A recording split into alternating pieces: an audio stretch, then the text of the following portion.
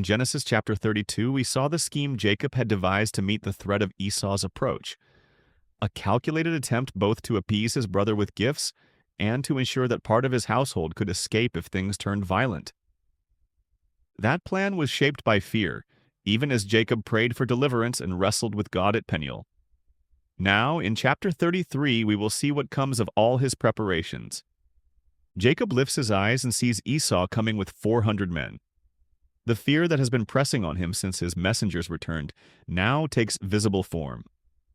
In response, Jacob arranges his family in sequence. The servants and their children first, Leah and hers next, Rachel and Joseph last. This ordering puts those dearest to him, Rachel and Joseph, at the greatest distance from danger. However, Jacob does not hide behind them. He moves ahead, bowing to the ground 7 times until he comes near to his brother. The tension breaks in a single, unexpected act. Esau runs to meet Jacob, embraces him, falls on his neck, kisses him, and they weep. The man Jacob last saw in anger now meets him with overflowing warmth. We are not told why Esau has had such a complete change of heart. The simplest explanation is that Yahweh had gone before Jacob, doing all that was needed to secure his safety. All Jacob's preparations were unnecessary.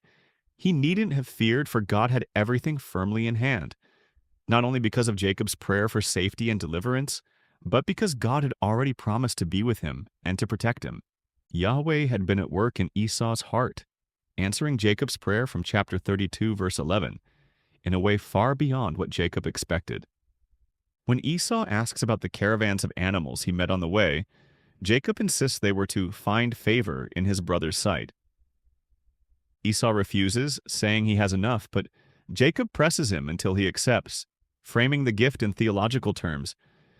Please take my blessing, because God has dealt graciously with me.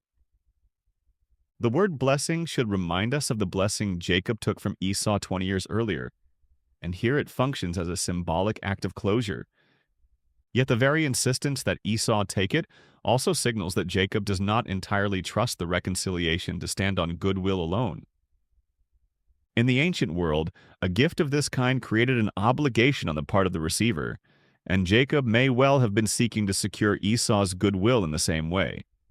His gift is, in effect, an attempt to buy favor, something that is not confined to the ancient world. People do the same thing today, hoping to win the favor of others. That same guardedness shows in what follows. Esau proposes they travel together to Seir, under the protection of his men, but Jacob declines, citing the pace of the children and livestock. He promises to follow, yet instead turns towards Succoth. This is more than a change of travel plans. It is a deliberate move to put distance between himself and Esau.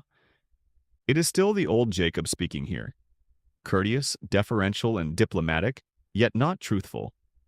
His instinct for self-protection and his readiness to bend the truth to serve his own interests remain firmly in place. At Succoth, Jacob builds a house and shelters for his livestock. This is the first time one from the chosen line of promise is said to build a house in the land. It signals permanence, a readiness to settle rather than sojourn. To build in this way is to act on the conviction that he is home by God's appointment, trusting that Yahweh will keep him there. From there he comes safely to Shechem, where he purchases a plot of land from the sons of Hamor. Like Abraham's purchase of the cave of Machpelah, this is a public act of ownership rooted in God's promise that the land will belong to his descendants. The chapter closes with Jacob erecting an altar and calling it El Elohe Israel, God, the God of Israel. In naming it this way, Jacob publicly embraces the new name Yahweh gave him in the previous chapter, binding his identity to the God who blessed him at Peniel. It is a confession that the God of his fathers is now the God of Israel, not just the nation that will bear his name, but the man himself. In this moment, Jacob shows none of the guardedness he displayed toward Esau.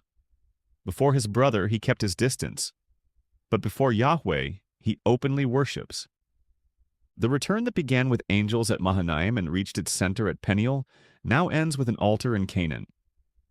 God has brought him back, preserved him from his brother, and kept his covenant word. Jacob's faith has been uneven, but his trust is deepening, and Yahweh's faithfulness has not wavered. Thanks for watching this video. If you found it helpful, don't forget to like, subscribe, and hit the bell icon so you won't miss future videos. And if you're able, leave a kind comment below. You can also share it with others, so they too can see the truth and trust in the Lord Jesus.